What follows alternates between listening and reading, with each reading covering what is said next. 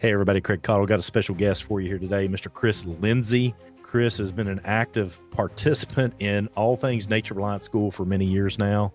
And there's a couple things that set Chris apart. Number one, he is a tracking machine, fiend, nut, whatever you want to call it. He loves to track. And the thing that goes along with that is he tracks primarily in a very urban, metropolitan, basically Louisville, Kentucky environment. So he's got a very different perspective, sort of, when it comes to tracking, because most of what he does is in that environment. I asked him a lot of questions about how that compares to tracking in a rural environment, like he does with us when he comes to classes and stuff of that nature. He got in a really long, very informative, very educational discussion on sign cutting and how he goes about doing that in an urban setting, and how it basically is very similar to what we do in a rural setting. We talked about a number of things like how he utilizes navigation, how he uses the app CalTopo in tracking in a metropolitan setting, how construction zones and things of that nature really change how things happen in a city and how the tracks portray that. We talked about some things that you can do if you're a new tracker, whether you're in an urban setting or a rural setting, how to get started. He talked about some of the books that he likes to read as it relates to tracking, how they helped him, and how, I guess in a way, how they were problematic for him at the same time. And last but not least, we talked about Prince, the artist formerly known as Prince and as Prince, and Minnie Kiss, and a couple of other things related to that only Chris Lindsey can talk about. So good to have him here. So here we go with Chris Lindsey from Louisville, Kentucky. All right, Chris, welcome to the show, brother. Thank you. Thank you for having me. Yeah, man. So we got this conversation started because you listened to the Mike Hull podcast and you liked what happened there, and Yes, you're a sir. tracker and nerd and all that kind of good stuff. So Yeah, yeah. sound good? Yeah. Oh, yeah. Hey, so you've had a real long relationship with Nature Reliance School and all the things that we've done. You want to tell everybody who you are and how you're connected with us and all that kind of good stuff? Okay, yeah, absolutely. My name is Chris Lindsey. I wouldn't really call myself a tracker. I'm a practicing tracker. I've been taking classes with the NRS for probably, I want to say somewhere around 2012, and I was looking for a hobby, and I couldn't find one that was basically free. So I started looking for things to do, and one of them said track animals. So I went and bought this $7 Tom Brown book. It told me how to go outside my backyard and start tracking. And then I started looking up how to really get to tracking, and that's how I found your school. And the man tracking is what I was actually trying to get to at the Right. beginning. The animal tracking was just to get me started. And then once I seen your scout classes, it was over from there. Nice. So that wasn't the first class you came to, though. Are we going to talk about that or no? Oh no, we could talk about. I thought the scout class was my first class. No, man. The first class you and I ever trained with was tactical survival, where you carried that 20-person tent on Oh your yeah, back. yeah, man. That's It's one because of I my favorite had Chris Lindsey I stories, and had you forgot I it. had no yeah I had no experience. Maybe I probably need to say that I had zero experience in the outdoors. Yeah. So when we did tactical survival, Craig said, "Hey, come prepared. We're going to be out all weekend." And so I'm thinking, okay, so I bring it was probably a good 50-pound tent with all the everything, air mattress and everything. And we're hiking like a mile and a half into the woods. I was barely alive by the time we got there. People were helping me carry my gear up the hill. I mean, man, that was one crazy weekend. That whole weekend was crazy.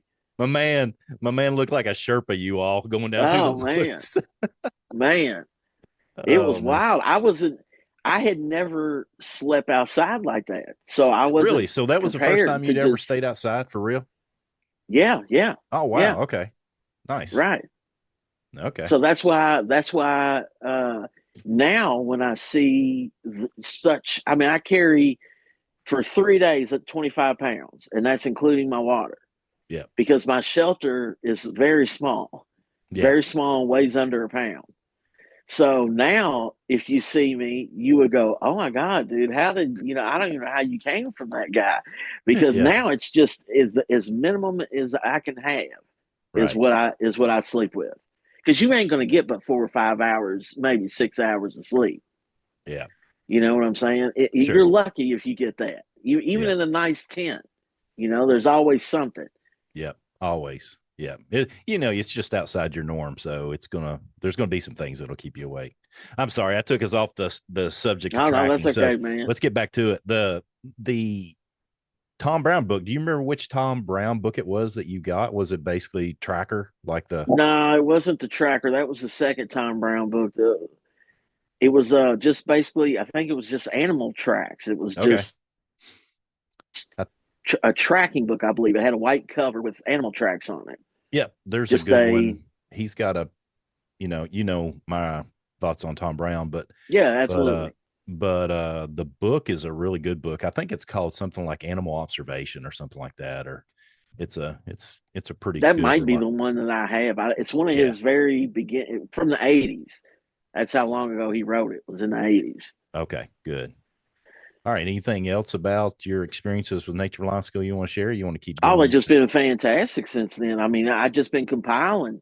I mean, just think about where I've come from over the years. I sometimes I do that when I see other people that when they camp. When I go camping with them, I'm like, God, man, you got a lot of equipment. It's a Yeah. lot of waste of time. I bet you ain't even going to use that. And before, I would have thought that those people didn't have enough, because I Right. thought camping was glamping. Yeah. Now Yeah. I realize that I can just prop myself up against a tree and throw my jacket over my face and get, 3 or 4 Yeah. solid hours and I'm going to be okay. Right. Nice. Nice. So tracking. So you've been doing, let's throw on it 12 years, I think is what you said, or you started in 2012. So that would be 12 years. No, I probably started about a year or so before I met you. You Okay. Gotcha. you just grew me exponentially in one weekend to Okay. where I started really tracking after I met you. So what, well, I've got several questions. Let's get into this one first. Let's tell everybody you mostly track in a suburban urban area, correct? Yeah, I'm in the heart of downtown Louisville. Right. Louisville, So Kentucky. all my yeah, Louisville, Kentucky. That's correct. For those that are listening that are not familiar with Kentucky, Louisville is our largest city in the state of Kentucky as far as population is concerned. Uh, Very metropolitan type city where you live, downtown Louisville, Yes. concrete Yes. jungle type place. Yes, sir. So let's talk about that because that's not what most people think about as it relates to tracking. Tell us about what it's like to track in a metropolitan city in an urban area like Louisville, Kentucky. Well, it's at first it was a little different. Now it's just relatively easy because all I'm doing is applying the same theory as I would when I go into the woods. I'm cutting for sign always. Matter of fact, your Mr. Hull, your last guest, he probably said it the best was I walk outside of my door, I'm tracking. That's Mm-hmm. exactly what I'm doing. I Right. used to think that it was a turn on, turn off thing. Yeah. Now it's automatic. So when I go outside, it's automatic. So I'm paying attention to when the animals are moving. And as all I did then was once I started establishing where there were animals, what type of animal, I would just cut for sign. And then I would start finding their pathways and how they were weaving in and out of yards and stuff like that. And then I started just learning their entire, all their little channels. And a lot of that starts by you just sitting and watching. I don't know if that's it, but sometimes if you just sit out during those the evening or the early morning, 4 o'clock or whatever, that's when all the animals start to start. Because I call the streets around here traffic traps because during the Mm. day the animals will stay within that city block because there's so much noise and stuff. They're scared to travel. So Oh those wow. your cats and raccoons and stuff are all hidden during the day. Mm-hmm. Okay. Now you might see them propped up somewhere watching birds or something, but they're not crossing streets. You don't see a lot of dead cats on the streets, and that's because they only move at night, and they move a lot at night. And Okay. so in order to understand that, I had to sit and I had to observe, and I had to use certain things like motion sensor lights on people's backyards and stuff would allow me. I would see a motion sensor light at 2 o'clock in the morning because I used to be a third shifter. I would see a motion sensor light at 2 o'clock in the morning, and I would look down and I would just sit and wait. And sooner or later, I'd see a cat or a raccoon or a possum pop up on one of the little Hmm. main trails. And so I just started taking mental notes of all these different things. So now I can walk outside the actual square city block and look into technically what would be a nature preserve for me because I know everything that's going on in there. I know Hmm. all their little shortcuts, their homes. I know everything.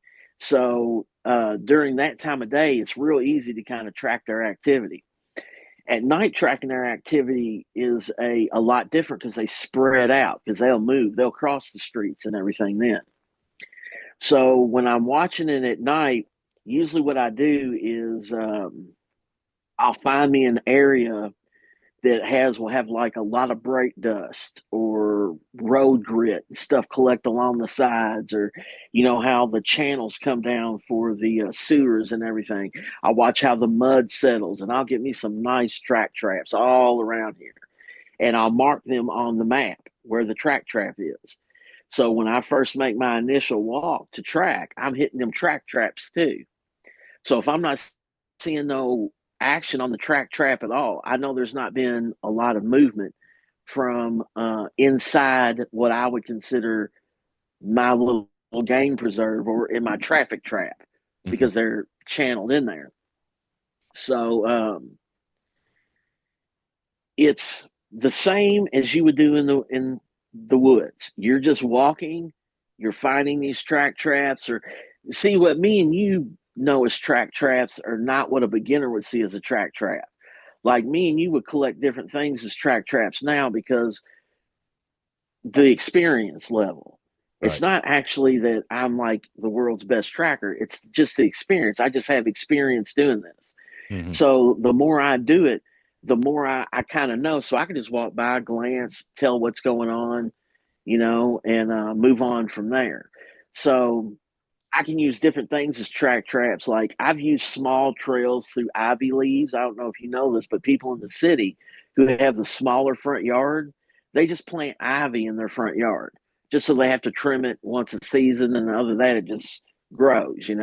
Right. So I'll be cutting through. And since I don't have a bunch of trees and saplings and everything like you do, I have to look at other vegetation and see the wear marks and the travel marks. This goes for humans too. Hmm. Humans they'll travel right through something if they're nefarious and up to no good. What I mean is like slipping in between each block and stuff. Some of these little, I guess you would call them car thieves and stuff. They have all their little paths, and you can see these Hmm. because they're disturbing the vegetation. And they're disturbing it bad because they're just walking through it and it's breaking and bending and bruising and getting rotten on the sides, and you can just see it. It's almost like a archway shape. Hmm. You can see it because we make so much disturbance when we walk through. They have, like me and you would see these paths and we would go, I'm probably not going to cut through that path, Hmm. okay, because I don't want to leave sign. So I would want to walk this driveway, okay, where some of these people aren't thinking clear minded, or animals. And well, the animals are thinking clear minded. The people aren't thinking totally clear minded. So they're just taking whatever path they can get between two homes. Hmm.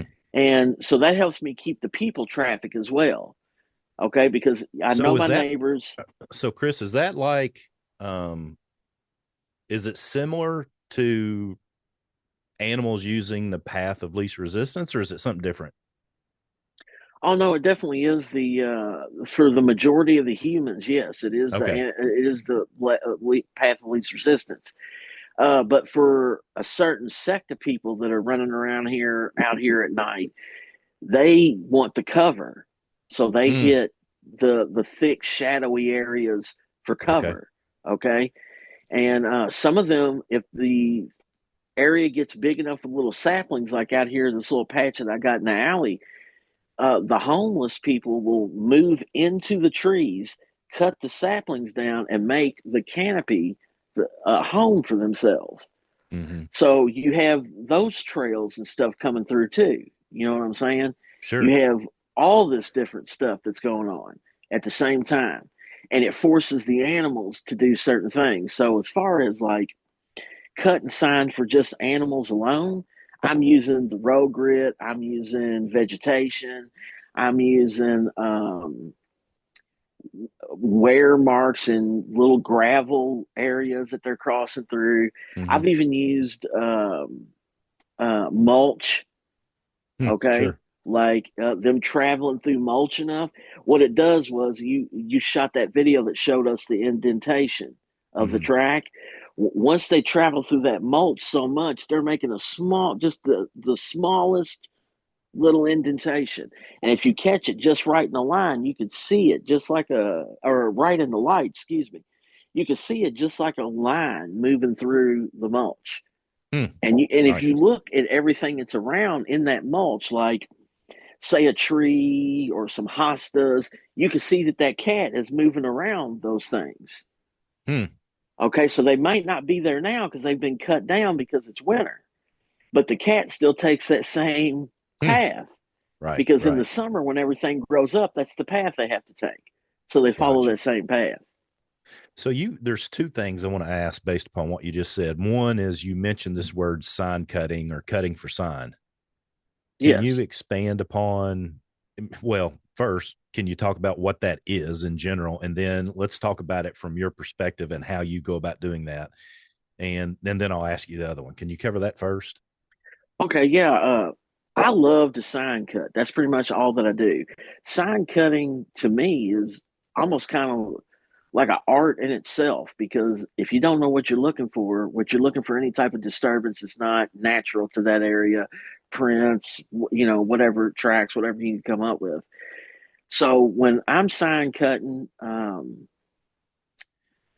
automatically going to go to an area that I know is going to produce me some sign. Okay. And then I'm going to go from there to find whatever I'm Okay. looking for. And the reason I do that is because I'm trying to save myself. Plus, I'm trying to save myself a hassle, and I'm destroying possible sign just by wandering around looking for the Hmm. sign. You're So when I contaminating meet, it. yeah, oh yeah, I'm totally contaminated. That's right. Yep. That's right. I've Okay. done that 1,000 times to myself, which is why I know not to do it. So I immediately cut to a place where I know is a heavy traffic area that I can't destroy anything. And then I'll hop on a trail from there. And since I know most of the subjects that I track, I kind of am familiar with their trail and where they could be and where they might not be, and how to start in the correct direction of tracking said animal, So even if it's a new animal.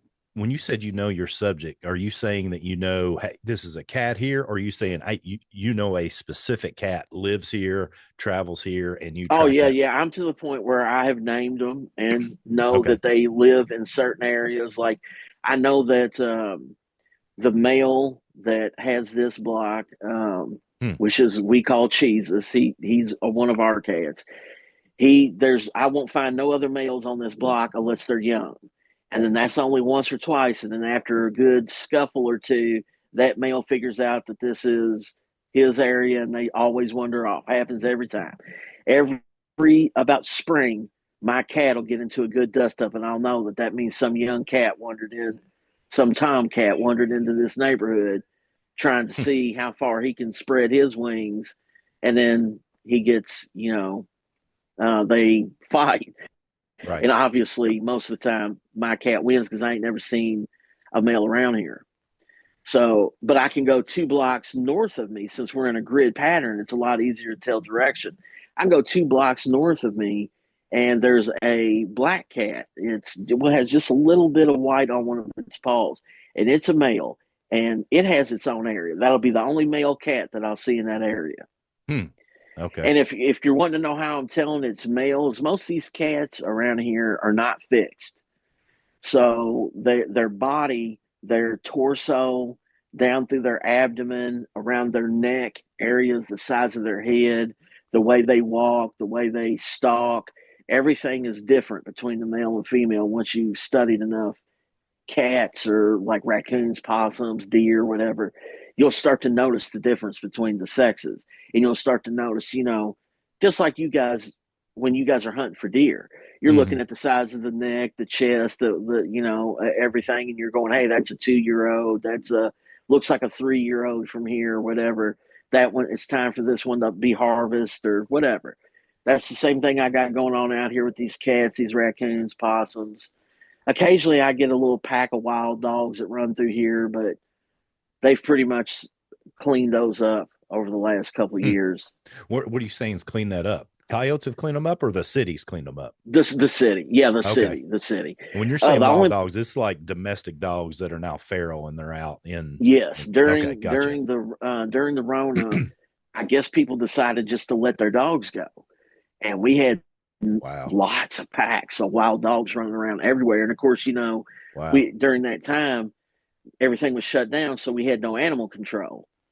So we had massive size rats and everything, and so Dag these gum, dude. dogs are running around and slowly over. I'd say about we haven't seen a pack of dogs since last probably late 22, early 2023. Really? And a lot of that had Yeah, to do with because COVID was shut things down. yeah, oh yeah, absolutely. Because our Interesting. animal control people didn't. I don't know if they couldn't work because the government shut it themselves down. So I don't know Yeah. if they were allowed to do their job or not. But that's how the Dang. rat problem got so out of control. Get out of here. I'm taking Oh notes, yeah, man. man, I'm it was listening to you, pretty brother. You just embarrassing, keep going. I'm just taking Oh, some okay, notes. yeah, that's how the rat problem got out of here. But um, that also gave me an opportunity to track rats and start to see what rats look like and how they react. And then when the city brought in people to take care of the rats, this was a really cool story. I actually got to meet one of the guys who trapped the rats. Yeah. So I'm chatting with this guy, whatever, and he tells me, "Hey man, if you've got mice around, you ain't got no rats." And I said, "Okay, Huh? explain to me." And he said they compete for the same food, and the rats can kill the mice. So if you got mice running around, your cats are catching mice, you ain't got no rats because there ain't enough food for rats to live. I said, Interesting. wow, Okay. okay, cool. So I started looking at different things, right? So once my alley cats started catching mice, just this probably within the last 5 or 6 months, I said the rats have got to be gone because I haven't Interesting. seen any, and my Okay. cats are catching mice. So maybe they have because they had traps everywhere. Everywhere you go in Louisville, there's traps. At Okay. your Home What kind of Depot, your traps are we talking Walmart, about? they're about black boxes, about yay big, probably Okay. about this height, and they stick them everywhere. They just Huh. stick them everywhere, Okay. and it's they get caught in. I think it cuts the head off and contains the body. That way, you Hmm. just pick the trap up and dispose of the trap. Okay. Okay, Interesting. but they're made out of real hard plastic to survive the elements. Okay. Gotcha. And they're everywhere. I mean, they're everywhere. They're in front of Walmart's, Targets, Myers. I mean, anywhere you go, they're Okay. everywhere.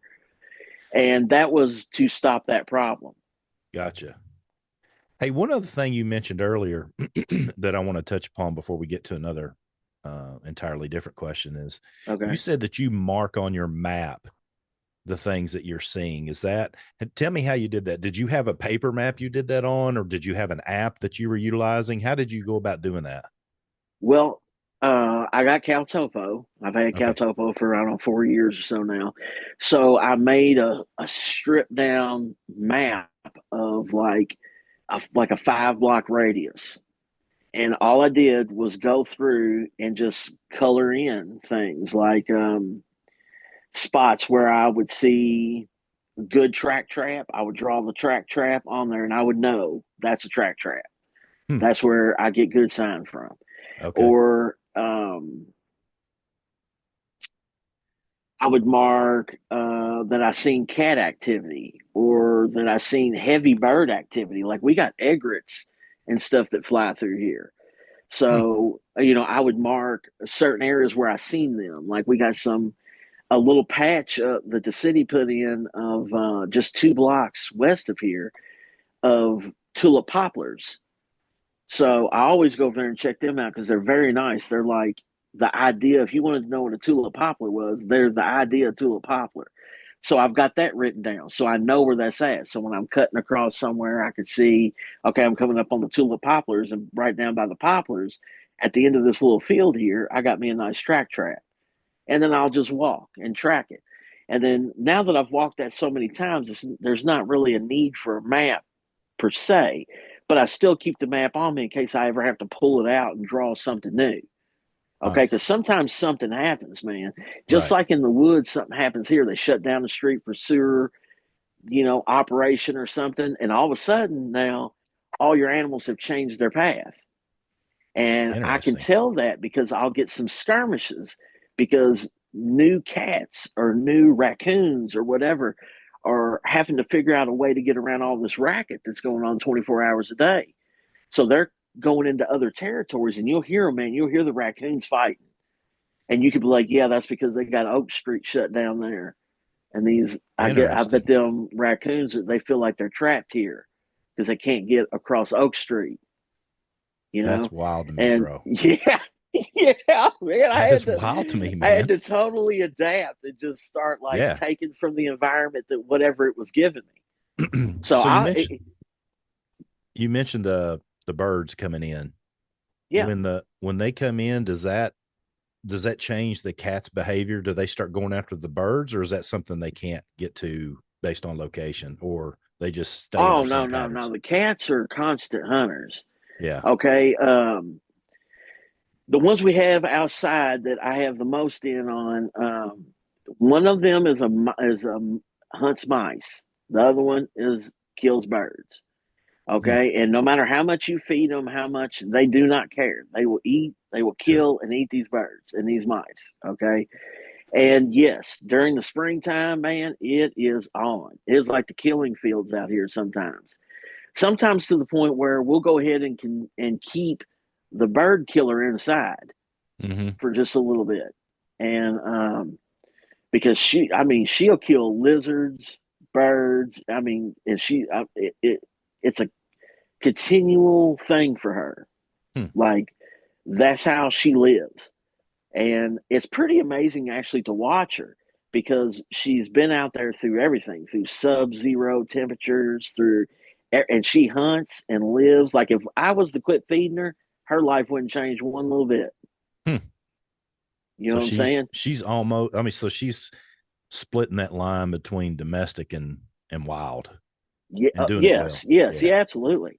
Oh yeah, she really, to be honest, Craig, the only time she'll come in is if we make her or she just wants to sleep through the winter. And she'll just Hmm. find a corner and just snug and you won't really even notice she's in the house for the whole winter. She'll just sleep the whole winter. Interesting. It's like So the so you've outdoors told is us. her thing. I want to. You've told us a lot about urban tracking. Can you specifically talk to, because I know when you come and train with us and all that kind of good stuff, what are the differences that you see that are something that are notable from urban tracking to rural tracking? What do you have to do in your head to switch, or do you? Is there any change for you? Or does it go back There's to baseline versus disturbance? okay, there's not any change in my head as a now because I have so much experience. But when I first started, yeah, there was a change because I would start panicking because I wouldn't know where to get my sign. And I always thought that a tracker meant you had to be on a track. You had to be tracking. I never thought, now I realize that everything I do is part of tracking. So, Nice. I love you saying that, man. I truly do. you know what I I'm mean, saying? Like, in all honesty, a lot of people, and there's trackers that think that the only way to track is, hey, you've got a 3 mile track and you're going to find every step of the way and you're going to be on track. And can you speak to that? What's your opinion on that? my real opinion is Yeah, please. if you, some of that would be absurd to think to me, but I'm no professional tracker. But I tell you right now, if I'm after hunting a man, there's no way I'm going to be looking for every step. There's just no way. I mean, it just doesn't make any sense. I don't even look for every step in a deer. If I see a deer print, I just look up and look out and I go, hey, man, it cut right through there. And then we're pace tracking that thing. You know what Hmm. I'm saying? Like, Sure. because that's how I like to hunt is stalk hunt. So I'm stalk hunting these deer. I'm stalk hunting it. And no, they're at this current point in my journey to becoming a tracker, I am not seeing any difference between urban and rural. But at first, that was the difference. Was I could not, and I would panic. I would start going, "Oh my God, man, you're like going to embarrass yourself, and Hmm. you know what I'm saying? You don't know what's Yeah. going on out here. You've only been tracking in your grass. You're not a good tracker." And then over time, man, tracking with you and Tracy and Sam and all everybody, I just started to settle down Hmm. over time of listening to you guys. You know what I'm saying? I just settled down. And now I just realize that I'm tracking whether I'm on a track or not. I'm just tracking because that's what I'm doing. Gotcha. So when I'm out there moving around, at this point, it doesn't make a difference what substrate because I've seen so many different substrates, I guess, that I am just going to hop from one to another. Just immediately just hop into the, ooh, we're in an urban mode. Ooh, this is going to be fun. Yeah. Because the urban to me is a little bit easier because there's less places for them to go, especially the bigger the creature, Hmm. the critter. Sorry, the bigger the critter, there's just less for them to go. Okay, you know, because Interesting. all the buildings and stuff are in the way. That's creating pathways automatic. All you got to do is cut through and find these pathways that these things are taking because they can't go through the building. Most of them aren't going to go over the buildings because they're so big, the homes, you know, and everything. Hmm. So when I'm cutting through for animals or humans, I already know that they're cutting through one of these places. So there's no reason to Bro, I'd never thought of it that way. what? And when I'm saying it in a good way, you've really enlightened me here because a lot of people, and I'm not one of them, but a lot of people say that urban tracking's got to be harder. And you saying it's easier, and that explanation you just gave is so good Right, because the habitual areas or the what in the woods, what I would call a travel corridor, these areas where things are likely to walk, there's fewer of them in the urban area. right. Am I thinking of that the way I'm not trying to Yes. put words in your mouth. I'm trying to No, repeat no, what no, you've no. said to You're me so I not can doing that at understand it. all. Okay, good. Okay. Yeah, that's right. That you got it exactly right. If you look down at a map of my street, it's Hmm. just like blob, 2 feet, blob, 2 feet, blob. You know, those are the houses. So the things that are traveling these little grid patterns. So all I'm doing is cutting straight up these grids and finding and hopping right on that track. Okay, Gotcha. because I'm using the whole block and then the alley that runs down in between it, and then each place is like a little sector. So I'm just cutting all around and I'm just cutting through, cutting for sign, catching this, catching that, because they can only travel. And like I said, the bigger your quarry, the harder it is for them to technically lose you if you're tracking because they're going to do something stupid like run across open field, like you know where a house is burned down and they just cleaned up the lot and it's grown over grass. Okay, Hmm. they're going to run through that because they see big opening and they're scared, so they're going to run through that, man, and they take off. You can see it, you Wow. know. we used to um we used to have it. There used to be a little group of teenage kids that would go around pulling handles on doors to see if they could open the door to see if they could get in and steal whatever's in the car. Right. Yeah. Me and my wife used to call this car thief fishing. So when we would get off work, we would be sitting outside on the deck late at night, and we would know between 4 and 6 in the morning is when these kids pop up, and we would sit there with our car alarms, and we would wait till they got there, and we would hit the panic button. It would scare the hell out of them. But the way we would know that they were coming is because we could see them cutting through the blocks. Okay. And we would see, and then we would look and we would say, hey, look, over here, the crime report says over here on Second Street, 4 cars in a row got robbed. And we're like, them are the little kids that we caught Hmm. trying to get in our car. You know what I'm saying, Wow. that night. Right. And I'm using all this information so I know my surroundings at all times, you know, Gotcha. and that's not a thing no more. But that's what I'm doing. That's so when I'm talking about sign cutting, I I'm immediately just jumping in and cutting for Hmm. sign. Gotcha. Okay, so the sign, I just go if I want sign, I go get it and then hop on it and go from that direction. I don't. I used to think that there was some magical way that I was going to spring up sign out of nothing. Like I was just going to be walking and see some random dog print and just hop on that. Now I realize that in order to make my chances more successful, I need to start at a collective area and then work out from there. You know, does that make any sense? Oh, it makes perfect sense. It's the same way that I do it in the woods.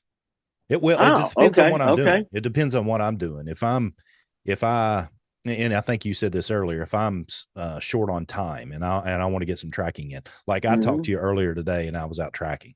That's exactly what I did today. I knew I needed to get back and get ready for you. So Mm-hmm. I wasn't going to spend a lot of time tracking today. So I went to my track traps where I know I'm going to see sign.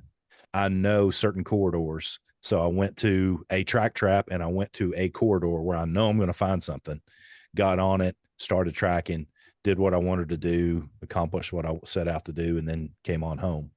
Yeah, yeah. It sounds like That's it's the where same I'm thing. at And at that's this point. fascinating to me. I've never thought about it. That's probably what you're doing there too, but it is. It's just tracking in it. The same way Yeah, I it's do it. just tracking. That's right, man. Interesting. It's just tracking. And when you're tracking people, other people, you can use a sign. You know what I'm Yeah. saying? The unusual, someone running, someone whatever. I'm just giving you examples here. And if you watch, other people will look.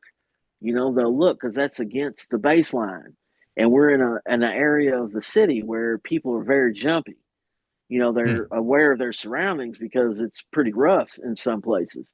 So when someone comes bolting or, you know, something happens, everybody's looking, everybody's taking a look at it, you know, and you can Hmm. tell if you when you're following someone for some reason, whatever, you know. And the same with the another thing, man, it's barking dogs. Barking dogs are animals just running the opposite way. If I'm looking down my alley and I see three or four animals cross, say a possum, and then 30 seconds later a cat, and then followed by a raccoon, I go, somebody's over there messing down at them between them two houses. And then all of a sudden, bam, out pops a person from in between the two houses because Yep. my animals are telling me what's going on, Gotcha. you know? And because I know their behavior, I know that that travel is unusual for them, especially mostly it's at the time of the day. If it's at 2:30 in the afternoon and the cats and stuff are running, Hmm. there's something going on. There's some human Interesting. activity that's going on Yep. because you Because come out here. that's a disturbance in the baseline of the way That's things are right, normally behaving. Okay. right. So I use all of that, and what's so funny about it is, man, is you can watch a movie, and when you watch a movie, I'm just making something up, and you see the protagonist walking down this spooky alley with fog and stuff, and then what usually happens? A cat jumps out between the garbage cans, Yeah. and they go, "Oh, phew, it's just a cat," and then they turn around, there's a werewolf there. Okay, that's because the werewolf scared the cat away. So if the cat jumps out and runs, you should probably go that direction and get the hell out of there. You know what Right. I'm Nobody wants saying? to run Because into a werewolf in Louisville, that's Kentucky, bro. right. Those are just my examples, man. I know that's Yeah, no, painting I'm with a with you. broad I brush, get it. but I get it. when you see that cat, that's some activity. The cat's not running from you. You didn't see the cat; it was hidden. It's running from something else. Yeah. So when Nice. that pops out, prepare to know something is going on. Even if Hmm. it's just animals moving about, that's still, you know, you still want to know. And that to me would pique my interest where I would go, huh, what are you guys doing over here? Yeah. You know what I'm saying? Like what's going Nice. on over here tonight? Right. Right. So, is there anything that you find, I don't know what the right word would be, but maybe frustrating with tracking in that setting? Something that's really hard to overcome, or maybe even in your early days of tracking there, is there anything that would cause problems for you that, and basically what I want to get at is I'm always trying to help people become trackers. Okay. Okay. So they're going to run into the similar things that you did, or maybe run into them now. Okay. What is that for you, and how did you overcome it? Okay. For me, to be honest with you, was I did not have the animals around. So when I first started tracking with you, I was able to follow prints through the yard of like small, like rabbits or whatever, and humans. And but I wanted to expand myself and get myself out into the woods because most of the time that we work out, we work in a tactical like scenario when we train with each other. It's usually out in the woods. So Mm-hmm. I wanted to get out in the woods. So I figured, well, I can figure out how to track deer or whatever, but I had none of that.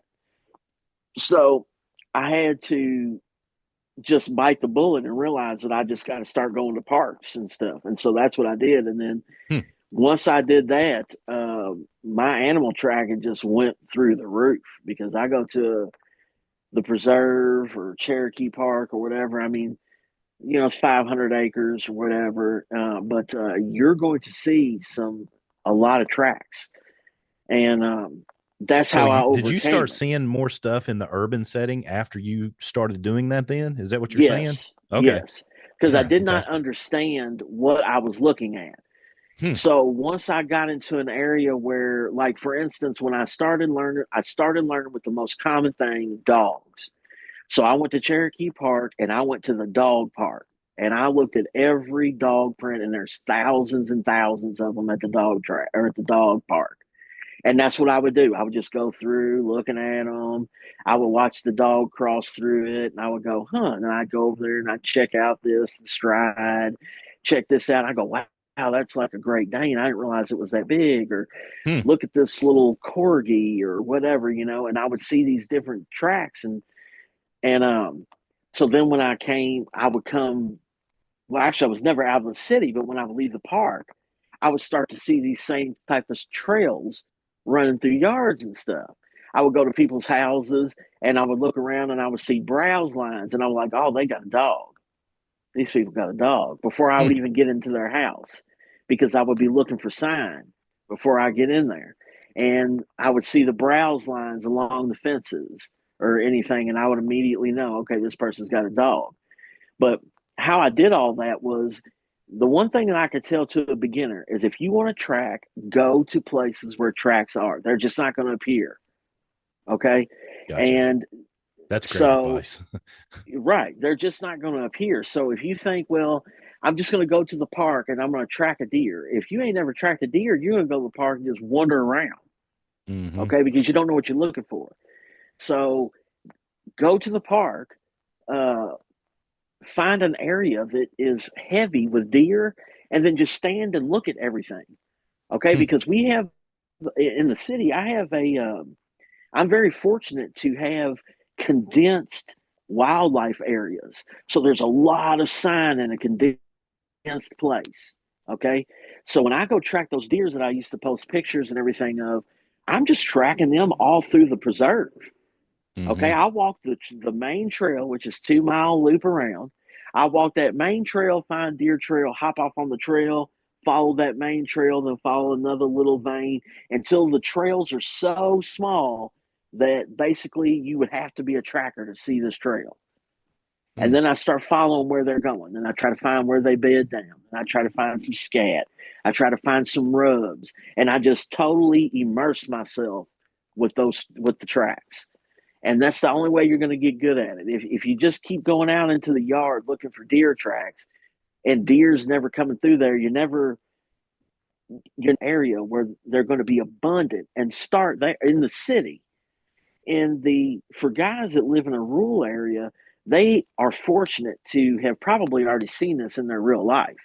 I mean, Yeah. I'm sure people in Winchester have all seen deer in their yard and stuff, and all types of wild, especially the further you get out. Right. Right. Sure. Sure. Um, you see the wildlife, so they're a little bit more familiar with it than in the city. People in the Mm-hmm. city, they would not have a clue what it was. They would put like a cow print. I don't know. They would just Hmm. guess, you Right. know. And or I could tell, like they would say, someone would say, "Well, hey man, I think a deer come through my yard." You go, "Ooh, let me check it out." And then you get there and know that the area is not even conducive for a deer Hmm. to have been through the yard. It's just almost impossible for a deer to have been through this area. Okay. It's Like funny, it's the story you were sharing, I know we were laughing about it, but it's true. We see movies and we think of certain things that happen in these movies, TV shows or whatever. And for most people that are new to tracking, that's all they know about tracking, whatever they've seen in a TV right. show or a movie. And so when they see something, they just relate it to their experience. I think the scientific word is mnemonic filing. They just file what they think about tracking off into a file folder, and then they just pull that back out. And Okay. and I'm seeing, it's interesting that you're saying what you're saying, because your city folks there in Louisville, Kentucky, they've never seen a deer track. No. They don't know if it's got four toes or two hooves. They probably don't if they've never. I mean, unless they're have interest in that subject matter, they have no idea what's on the bottom of a deer. Right. Am I That's saying that true. right? Okay. Oh Okay. no, that's absolutely true. I have there it's not that they're poorly educated. It's just they don't live in that environment. Sure. That's what Sure. I I'm not saying that realize at all. now Yeah. is that I was well, I'll say it about myself. I was very poorly educated about animals out in the wild. Okay. And I would have never noticed deer tracks put in front of me. I would have thought some type of domestic animal. I'd have been like, oh, that was a cow. That was a, and then even then I wouldn't have used a common sense of saying why would a cow walk through two houses on Easter Parkway across the street from Cherokee Park? I would have Right. never thought to think that. Now I see the print and I go, that does look like a deer. And I immediately look up and start looking around and I go, where would a deer even come from? Yeah. And then maybe I expand my area to where I go, okay, it can be deer because they're coming from right down over this local park here. Because I've been there, I've seen the deer in the park, so they're coming through here and they're eating up all these shrubs here in St. Matthews, because they're cutting through from the park, and it makes sense. But Let me ask you a quick they're question there, okay, Chris, yeah, on go ahead. because this subject matter right here is really intriguing me as of late. Um, how do you how do I ask this question? Well, let me relate this story to you. We got in a we Okay, we got this in a SEER class, and I think you'll appreciate this because you've done a lot of martial arts too. We taught a combatives course, and we had a lady in class who said, "Craig, I'm just a Southern Baptist church lady. How do I turn on the need to be able to fight like that? How do I do that?" And we came up with an answer for her. And here's why I'm relating this to this particular discussion is that when we're looking at things that we know, it's easy to follow them. How do you allow yourself, and maybe I'm not saying that right, how do you, and I'll just say this, how do you allow yourself to see things that shouldn't be there? Meaning, what do you do in your mind? What kind of practices do you go through, or what kind of experiences have you had where you went, deer, yeah, that's possible here. Let's start working through that problem. How do you do that? um, You understand what I'm getting at? I think I do. I would say that um, I use the process of elimination and what now I would consider common sense for a newbie someone who's just now on the journey to becoming a tracker. That's going to be a little bit harder, but I Yeah. promise, the more experience you get, the more you'll be able to dismiss and accept what's actually going on. Because you're right, You want to see. It's the whole thing of I got a wolf in my backyard, and it turns out it's just a coyote print or whatever. You know Right. what I'm saying? Right. Right. And because now I'm kind of I'm opposite. I used to be so optimistic that I was going to find something crazy and unusual. Now I realize that I'm very grounded. So when someone says, "Hey, man, I think I had I heard like a wild cat in my backyard," and yeah, okay, you live in E Town, that's pretty far out. But by the time I Hmm. get there, I realize that it's no bobcat, it's no mountain lion. Right. You know what I'm saying? Right. Most likely, it's a coyote trail. Okay, and they don't know the difference between the coyote and the cat. Okay, so I guess it was through process of elimination and experience is how I learned to So accept. Because experience. It's that simple. oh yeah, yeah, Yeah. yeah.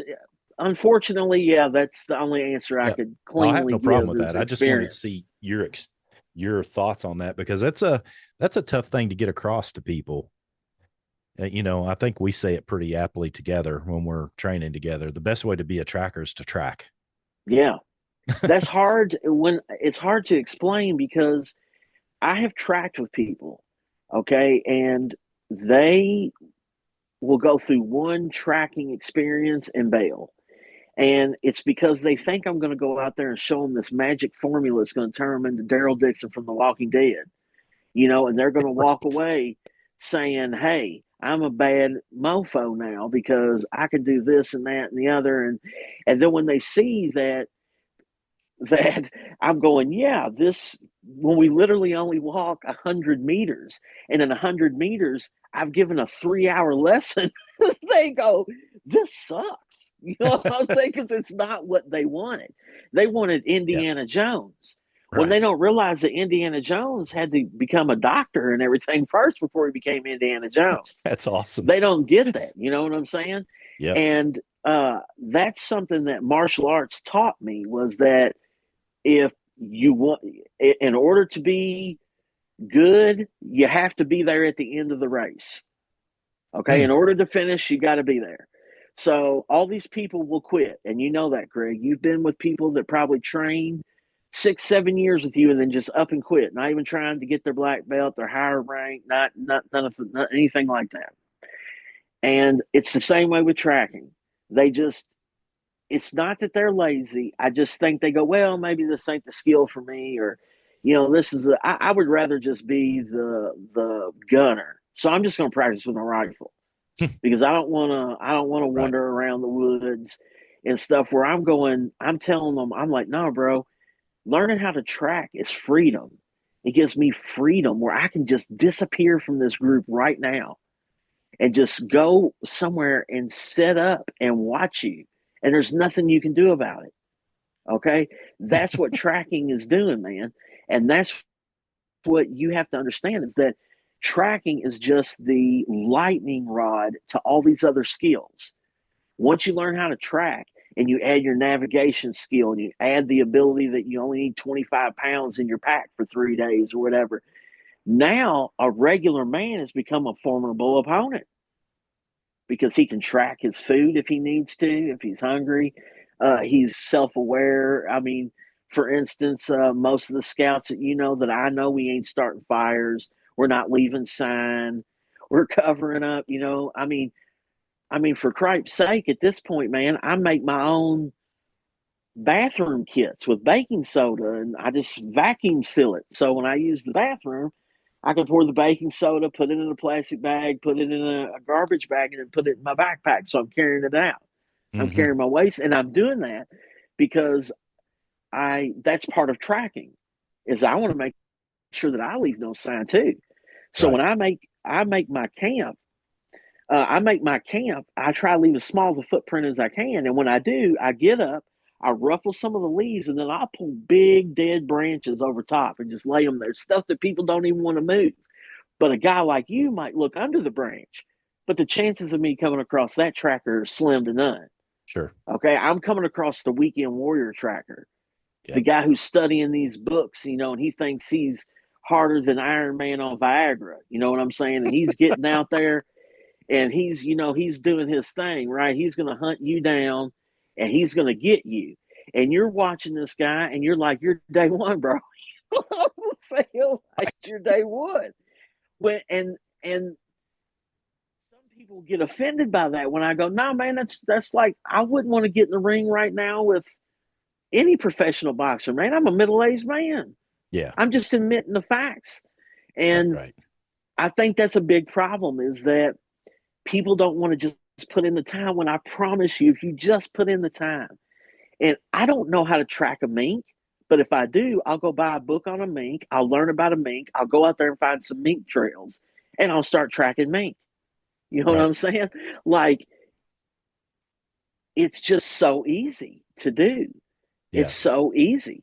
And if you learn how to build track traps and stuff in your yard and you're not concerned about tracking for hunting or tracking man or anything like that, you can enjoy what you see coming through your yard. People Hmm. will be amazed what comes through their yard. I mean, my track trap catches everything: possums, raccoons, cats, dogs that are somehow slid under the fence and got into my backyard that aren't mine. I'm catching all this stuff, you know. Yep. And but that's just because I live tracking. I Hmm. don't know how to Sure. explain it. That is, I love tracking that much, and that's what you have to do. Is you have to love it and realize that tracking is the means to all ends. You learn how to track, man, you're going to learn a lot of things. Okay, because in order to learn how to track, you got to learn other skills, navigation. If you want to track far, you got to learn that you carry a bag with some food and some water. You learn that you carrying a fire kit to make sure that you don't get caught. A radio, a map. All this stuff is just to allow me to track further. Right. Okay, to be honest, Craig, I might not have cared about navigation at all until I got lost at that scout class, and then I was like, all right, man, I Got to can't fix this. track. Yeah, I got to get better, or I'm not going to be able to track people from long distances because I'm gonna get myself lost, Right. and I can't do that. I got to know where I'm at. That way, I can relay it to a team or to whoever's following me, whatever. Sure. And so now I've added navigation where I take maps and write on my maps and everything everywhere I go. Nice. So it's kind of like I'm going off on a tangent here for just a second, if you don't mind. Oh, It's please kind of go like ahead. lost spore procedure. It's almost weird to hear people call it lost spore procedure to me. Now, as where I'm at, it's baked into the cake. It's always lost spore. Okay, Exactly. it's always lost spore, bro. Hey, So what was it? I'm running around. What was it Huh? that Boyd Vardy said in his book, The Line Tracker's Guide, that you're always finding the next sign, or what was it he said? I can't remember exactly what he said, but you're basically Oh you my never god, have the dude! And I sign. You're love that always book looking for the too. next sign. Anyway, Yeah, keep that's going. right. So when people talk about lost spore procedure, I'm going, you mean tracking? Right. Okay, because that's Exactly. that's what I'm doing. Yep. Okay, I Yep. see now that you guys have to break that down to simplify it, which is good because I needed to be taught that way. Yeah. So I'm not saying that that's a bad way. I'm Sure. just saying that once you get to a certain area, you'll stop going, oh my god, I got to do the lost spore procedure. I suck as a tracker, and you go, no man, this is just tracking, bro. We're all right. Yep. We're all right. We're right here on this one right here. We got a clean print right here. We're good, bro. You know what I'm Yep. saying? Like, we're gonna make it. Yep. And but I see people, even the hunter friends that I have, because I've turned some of them on to tracking, and they've allowed me to show them, and in turn they showed me how to do certain things with skinning deer and stuff. That was the Nice. trade. They I showed me love how to those kind of skin trades. deer and do a European mount and stuff like that. And I was like, all right, cool. And so now when they hunt, they stalk hunt with me. When they hunt, we go for a track trap. We just immediately boom. We use our map. We know where the deer are going to be going. We've been doing on this the WMA Rolling Force WMA for I don't know, man, 4 or 5 years at this point. So we know where it's going to be. We know where to cut for sign. All you got to do is just get in there, find the sign, and get to tracking and get done. Um, the hardest part about the stalk hunting is shooting the deer from the ground with a bow and arrow, and because I've missed so many times. Right. But Stuff. uh, I traded them. They traded me those skills, Sure. and now if they go hunting on their own, they'll call me or they'll send me a picture and say, dude, look at this, look, a turkey right next to a coyote or da, da, da. I'm like, yeah, that's cool, man. And Nice. because they use that now, because they understand it's a much quicker way than just wandering around. I mean, these guys were wandering around going, hey, we're west of this ridge right here. And you're going, yeah, man, they're going to find us dead. This is 3,900 acres, man, in the middle of LaRue County. There, Right. like I don't know what that means. Right. So we started exchanging skill, and now Yeah, they're I dig pretty it. damn good hunters because they added skill and they made me a good hunter. Nice. Hey, you mentioned a couple of times books. I'd like to get to that. Are there any books that stand out to you related to tracking that you could recommend to people?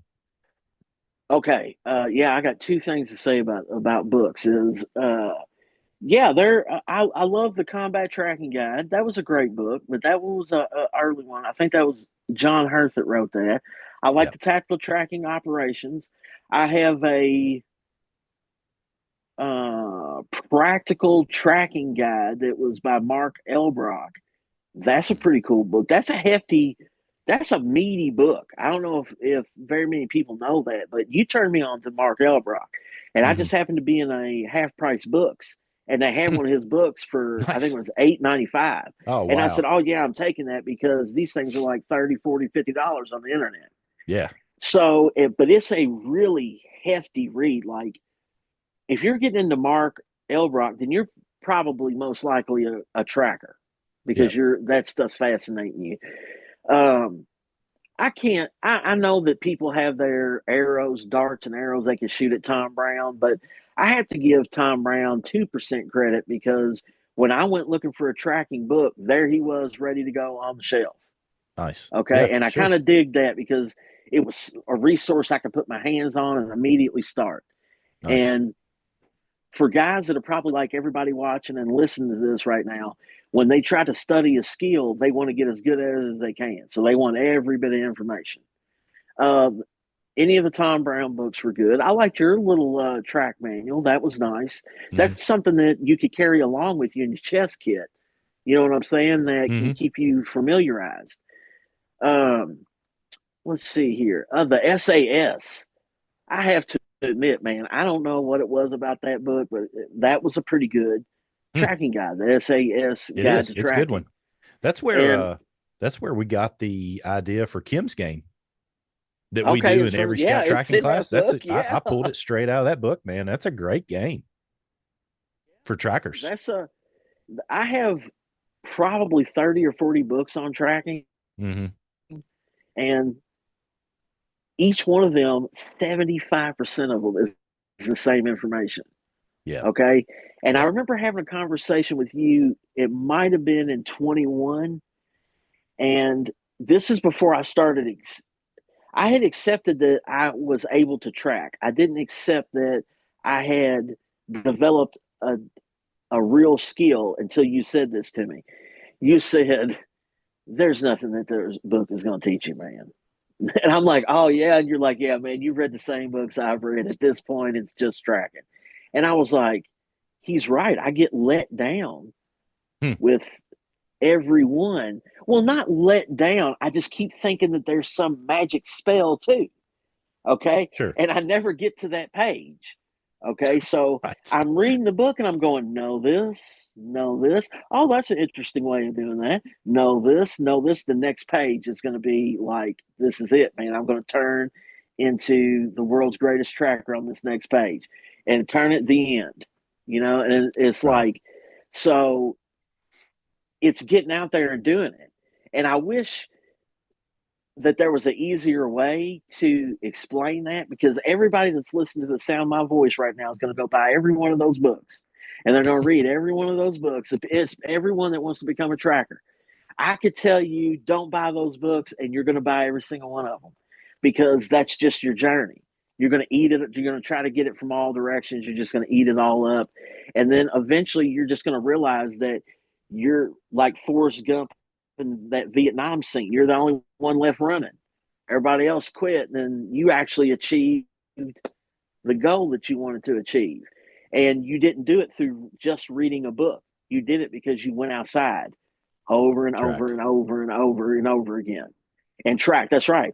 Even I track every day, even if it's just staring at one footprint, going, huh, all right, and just looking at it, maybe try to catch it, maybe put something around it, let the sun go down a little bit, and then move something and go, ooh, that shows a lot better in this light. At this point, 90% of the tracks that I track, I couldn't even take a picture of because I wouldn't be able to show it to you in a picture. Yeah. We were talking about this, just Yep. a couple of weeks back. Yep. Is and that's when I started realizing that the you have to track. It really did come with the you tell me about the book, because what I am saying about the book might not be 100% accurate, but it's pretty close to accurate. Once you get so deep in the game, it really is just experience. Yep. Okay, I like the think only so. thing keeping me and you from being lion trackers is we ain't tracked a lion, bro. Right. But when you posted the stuff and you posted that divot, and I said, hey, I would love to see the divots that the elephants make from walking them trails for 1,200 years. You're like, dude, one day we're going to Africa track it. Oh my god, dude. Oh my god. Just imagine this, man. If I Hey, could one of pick us a, has to win this lottery, man. We I win know, this lottery. We're taking the whole I NRS know, crew to right? Africa, bro. Oh yeah, that's right, dude. And hopefully, hey, if I'm going to go out like a champion, let me go out fighting a lion on a track in the middle of Africa. Right. Okay, Exactly. let me go out that way, and I'll say, hell yeah, I did it. I did it, Mom. I'm a tracker. I did it. You know what I'm saying? Oh man, that's Because awesome. that would be the ultimate adventure. It's because these things will hunt you, man. So Right. you got to outthink these things. You can't just do do do do do. I'm following a deer.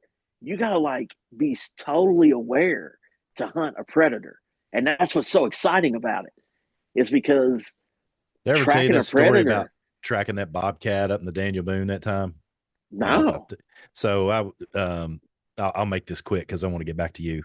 But okay, there was a when I was man, when I first started putting a lot of effort into tracking. I've been tracking for a long time, just not really knowing how to do it. But when I first started putting a lot of effort into it, I'd go to the Daniel Boone, and obviously anytime there's snow, I'm out. I'm going to get out. yes, And so I sir. went up there and I was going to track and see what I could come across. Got very fortunate, came across a bobcat track. Okay. Track line. Easy, fairly easy to track. Following this, turned off this road, went up this holler, started tracking up this holler, and it was just doing its thing, pretty much a straight line. Tracked it, went up through this. There was a gap, like a saddle. When it got to the saddle, it went up one side of the saddle. When I tracked up the saddle, there was a rock overhang. And Uh, right at that rock overhang was where it had been sitting, watching me track it. wow, wow, You could that's see so where it had sit there and it had been awesome. watching me the whole time because it had just left when I got to there. Right. And I mean, it was one of the most valuable lessons I've ever learned in tracking because it was like, man, you don't know what you're doing. Right. I It's mean, like I looking did. I this. mean, I'm tracking, but the critter is watching me the Yeah, whole time, man. And I'm thinking, if this had been a lion or this had been a mountain lion, that thing would have chewed my face that's off, bro. right. Right. It would have got me. Right. I'd have never seen it even coming. No, no, Okay, because I because was I'm nose totally down in on the his track. area. Yeah, Yeah, yeah, I was that's nose down right, on the man. track, man. And that's, it's like you said earlier. You did a good job of saying this. You got to get your head up. You got to look Yeah. at the track line. You got to get your head up. Yep. And you will say to yourself, all right, look up. And your heart will jump a beat because you'll be looking and looking and you'll go, oh, I forgot to look up. And you'll look around and you'll go, oh, okay, good. I didn't miss nothing. You know what I'm saying? Because you're Yep. afraid that you're going to miss your quarry, Sure. because you get so focused on the Yep. ground, especially with some clean prints. Yep. You go, ooh, this doesn't happen every day. So Yep. you're excited to look at that and you miss the stuff going on around you. Yep. So yeah, I definitely know that feeling for sure. All right, man. Last question. Okay. So people, when they come around the campfire, they run into Chris Lindsey. And at some point in time, somebody says something about Prince or Mini Kiss or something. Why are people bringing that up when it comes to you? Well, they're bringing it up because I told these stories at the campfire, which is where the only place I'll officially tell the whole story correctly. Okay, that's fine. That's But fine. because some foul language might fly out because I get into telling stories. But Okay, I'm cool with that. I used to work private security, and I worked private security for Prince of 2002, and then many times for Mini Kiss. And the Prince story is it was one of my like officially first kind of get real gig. So it was a high paying gig and I was real nervous and real scared, you know. And they come through and they said, hey man, you can't look at Prince. And we're like, what? And he was like, yeah, you can't look him in the eye, man. And we're like, we're laughing, just like you just did. We're laughing, Right. like, okay, man. He's like, no, man, it's 100% serious. It's in the NDA. And you're like, what? You know? So when he comes through, I mean, they're like, hey, we're coming through, and we can see Prince.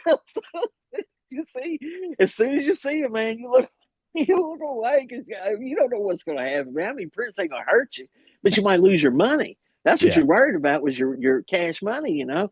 Right. So yeah, that is one of the things. The story goes on. There's a little bit more to it, but Yep. the mini kiss is because they used to come to a bar called Phoenix Hill all the time, and I would work for them when they would go to Phoenix Hill.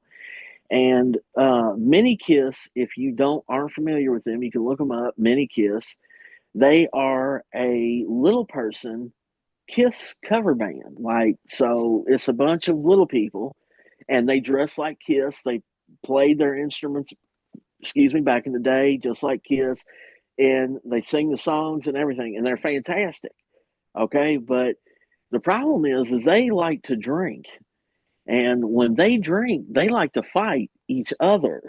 Okay, so after the show is over, man, you don't really know what to do because you got a bunch of these little people around fist fighting each other. You don't know, like, do I split this up? Am I going to get sued? Like, what's going Right. on, man? So, yeah, that's a whole. They do things that you ask them not to do. They set this big fan on fire inside the bar because he was spitting out, pure grain alcohol Oh, wow. onto a lit piece of paper, and it set the dust and everything on this big wooden fan on fire in the middle of the bar. And yeah, man, Get out of here. they get wild. The mini kiss guys used to be wild, and but it's trust me, you're in an odd situation when you're going, well, I can't really touch this guy, but they're beating each other up. I'm getting paid to make sure they don't get hurt, but it Right. doesn't say, do I stop them from hurting each other? You know what Right. I'm saying? Right. So it's a very odd situation. And when we're around the campfire, I don't mind elaborating a little bit more Okay. because That's cool. it's I the got it. language and stuff and the laughter. It's you know what I'm saying. But yeah, they're wild stories. Those are Yep. I don't know. It's just one of those things. You say yes to certain things and you end up in these odd situations. Yep. And that's how I ended up there. And it's how you ended up tracking too, man. Yeah, that's right. Just a That's good old right. Louisville city boy learning how to Yeah, track. Chris, tracking this has been every day. fabulous, man. It's been a great conversation. Well, Thank you thank so you, much for man. I sharing all your appreciate it. knowledge. And, as you well know, our goal is to get people outside, whether you live in a rural setting or an urban one. And I think you've really helped people in an urban setting know they I can hope get out there and so. they can get out there and do it too. Absolutely. Yeah, there's nothing to stop them. All you need is the experience. Just get out there. It's out there. They're out there in your yard. I promise. There's something to Nice. track. Well, everybody, this has been Craig Cottle and Chris Lindsey, this time for the Nature Reliance podcast. If you want to check out Chris, come to a tracking class at Nature Reliance School. He's probably going to be there.